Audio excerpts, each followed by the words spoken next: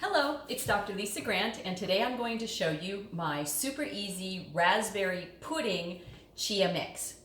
So one of the questions that I get a lot is, well, what can I do for dessert that's healthy, that sort of stays within the boundaries of, the things that I tell my patients about eating more fruit and staying away from baked goods and things like that.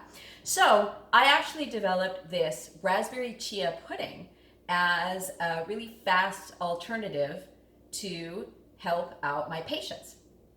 Now, all it takes is a bag of frozen organic raspberries, and this really does actually work with the frozen raspberries. It doesn't work with the fresh raspberries. Hang on. Chia seeds, which I store in my refrigerator because as seeds, these can go rancid over time, and especially in Las Vegas, it gets hot in the summer. So if you store your seeds in the refrigerator, they won't go as bad as quick. Sometimes what I'll do is I'll add some flax seeds as a extra flavor, so we'll talk about that in a minute. And a bowl, a spoon, and a microwave if you didn't think ahead on this. So what you do, it's really, really easy, is you take your organic raspberries, toss them into the bowl, and microwave them for about 45 to 55 seconds, just depending on how many you are using. And through the magic of planning ahead, this is what it's going to look like when you actually are done microwaving them. Now, you'll notice that they got all squishy and pudding-like, and that's the whole purpose. So then what you do is you take your chia seeds. Now, I no longer measure them, but you probably don't want to do more than a tablespoon, possibly a tablespoon and a half for this much raspberry. Actually, probably no more than a tablespoon. Now, the important thing about chia seeds is that they have a lot of omega-3s in them.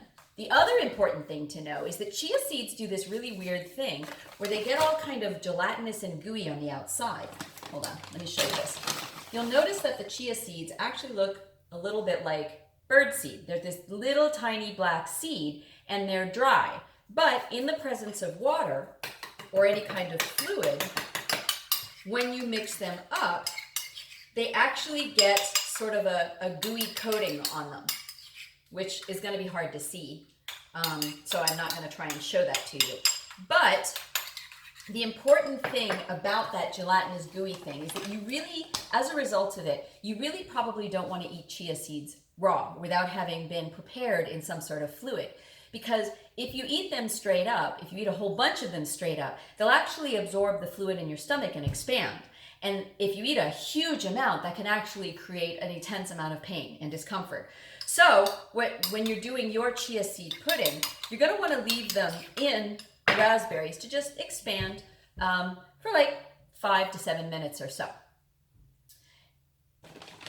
If you want to add sort of a nutty flavor, you can add these golden roasted flax seeds. Now, I've only ever found these at Trader Joe's, but if you can find them anywhere else, that'll be fine too, and I'm sure you can find them online at various stores.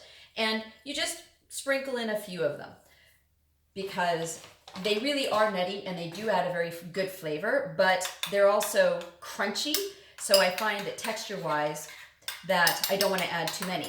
And that's it. That's dessert. If you let the chia seeds sit for 5 minutes, this dessert probably takes you about 6.5 minutes to eat. And it has a really lovely, sweet, sour flavor of the raspberries complemented with the flax seeds. And then the chia seeds give it a little bit of crunch. And this whole thing is really, really healthy. If you plan ahead, what you can do is you can thaw the raspberries in your refrigerator overnight. And if I think ahead, what I'll do is I'll put the raspberries in here, cap them off, put them in the refrigerator, and then I don't even have to wait to microwave them. I can just toss the chia seeds in and go. I haven't ever tried tossing the chia seeds in before the raspberries thaw. You could probably do it, but I never remember to do that part. So I just mix them in when they're ready, and that's it. That's all there is to it. You could probably do the same sort of thing with blackberries because blackberries also tend to get juicy when they thaw. Blueberries, I don't know that the chia seeds would work so well with those, because the raspberries, because they have all those little berries on them, they fall apart and they turn into that pudding. But it's certainly worth a try. Hope you enjoy this dessert, and happy eating.